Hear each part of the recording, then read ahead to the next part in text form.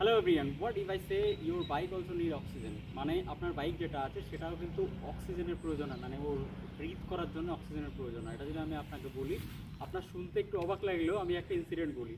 আমরা যখন all the way from West Bengal to north Sikkim যাই, মানে আমাদের বাগদা এলাকা থেকে, তখন না সাডেনলি আমরা ফিল করি আফটার সার্টেন হাইটস, মানে above 10,000 feet you can say, তখন আমরা না ফিল করি যে বাইকের যে অ্যাকচুয়াল যে পাওয়ার যেটা রয়েছে সেটা অনেকটা কম ফিল হচ্ছে, মানে পিক আপটা ঠিক চাই দিচ্ছে না।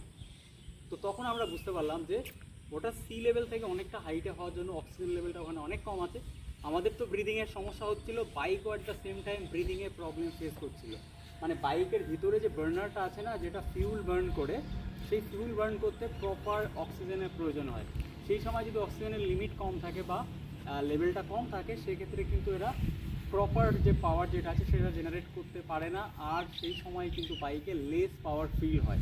আর এই জন্যই আমরা অ্যারাউন্ড 17,000 ফিট উপর নর্থ সিকিম আমরা যখন গেলাম, তখন কিন্তু আমাদের বাইকের না পাওয়ারটা অনেক লেস ফিল হচ্ছিলো।